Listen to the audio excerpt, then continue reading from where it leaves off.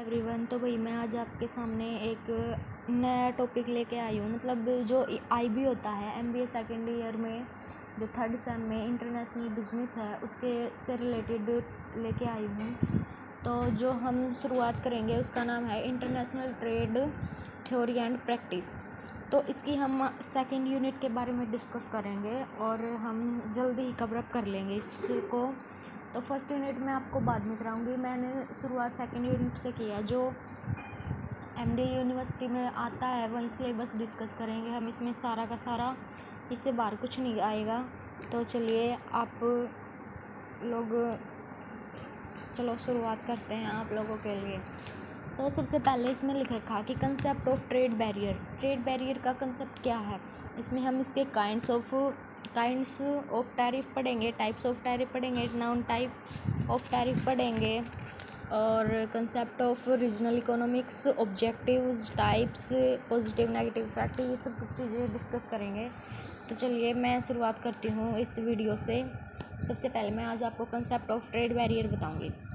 तो देखिए, concept of trade barrier क्या होता है कि a trade barrier is any rule, law and और restriction made by a government to control और limit the free exchange of good and service between countries. These barriers are used to protect local industry, jobs and the economy from too much competition from foreign companies. क्या होता है, ये एक ऐसे नियम या रोक जो एक देश बनाता है ताकि दूसरे देश से बहुत ज़्यादा सामान न आए। इससे देश में अपने उद्योग जॉब सुरक्षित रहते हैं कि भाई जो बाहर का सामान आ रहा है ना वो हमारे देश में ना आए। इसका मतलब ये होता है। और ताकि सरकार अपना जो देश है जो चला रहे हैं, हमारे उद्योग वगैरह हैं, वो सुरक्षित रह सकें। कि अब हम ज़्यादा से ज़्यादा बाहर का सामान खरीदेंगे तो हमारे जो इंडिया के उद्योग हैं, मतलब जो कंपनीज़ वगैरह हैं, वो तो अच्छे से नहीं चल पाएंगी ना।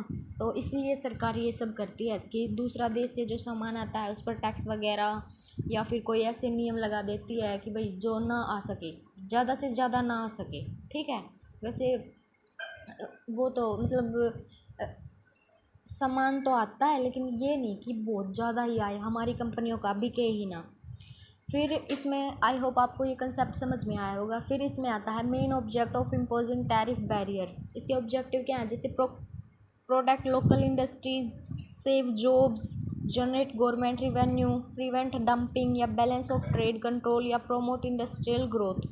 फिर इसमें सबसे पहले है कि प्रोटेक्ट लोकल इंडस्ट्रीज। तो वही था, इसलिए ताकि विदेशी कंपनियों के सस्ते सामान से जो देश के अपने उद्योग को नुकसान न पहुँचे, जो इनको प्रोटेक्ट करती है सरकार, ताकि जो विदेश के जो सस्ते सामान आते हैं उनसे हमारे उद्योग को कोई नुकसान ना पहुँचे। क्योंकि भाई जो सस्ते चीज़ें हैं उनकी तरफ तो ज़्यादा लोग अट्रैक्ट होंगे और हमारे उद्योग फिर ऐसे सुरक्षित नहीं रह पाएंगे। इसलिए प्रोटेक्ट लोकल इंडस्ट्रीज़ ये पॉइंट दे रखा है कि ताकि सस्ते सामान से अपने देश के उद्योग को नुकसान न पहुँचे।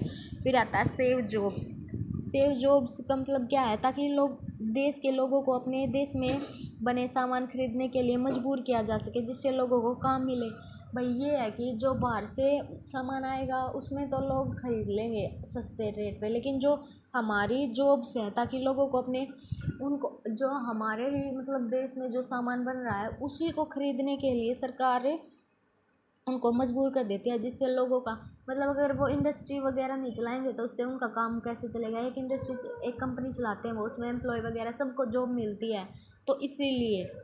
फिर आता है प्रिवेंट डंपिंग। सॉरी भाई, अगले ये पॉइंट रह गया। जनरेट गवर्नमेंट रिवेन्यू, जो इम्पोर्ट गुड्स पर टैक्स लगाकर सरकार को पैसा प्राप्त होता है, इसमें ये सब आता है। जनरेट गवर्नमेंट रिवेन्यू, जो इम्पोर्ट गुड्स है उस पर जो टैक्स लगाकर सरकार को पैसा प्राप्त होता है, जो बाहर से आता है उस पर टैक्स लगाती है सरकार। फिर आता है प्रिवेंट डंपिंग, जो सस्ते दाम पर सामान बेचना, सस्ते दाम पर सामान बेचना रोकना, ताकि विदेशी कंपनियां बहुत सस्ते दाम पर सामान बेचकर देश के बाजार पर को कब्जा न कर ले। जैसे वही बात ना हो जाए कि भाई पहले अंग्रेज आए थे ना, वैसे वाली बात ना हो जाए। इसलिए प्रिवेंट डंपिंग होता है कि बाहर की कंपनियां आएँ और वो यहाँ सस्ते रेट पर सामान बेचें, जिससे हमारे लोग ज़्यादा उनकी तरफ अट्रैक्ट हो और फिर उनका यहाँ पे ज़्यादा कब्जा हो जाए, इसीलिए। फिर आता है बैलेंस ऑफ ट्रेड कंट्रोल।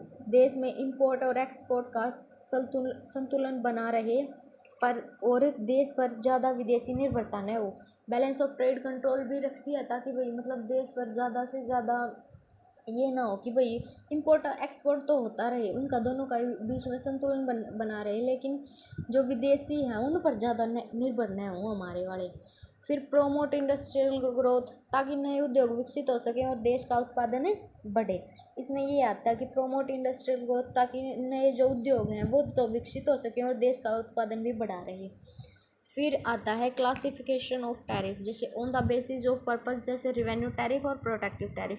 फिर आता है on the basis of quantification of tariff, क्या होता है, स्पेसिफिक, एड वैलोरियम और compound duties. Type of tariff barrier कौन से हैं, स्पेसिफिक, एड वैलोरियम टैरिफ और कंपाउंड टैरिफ।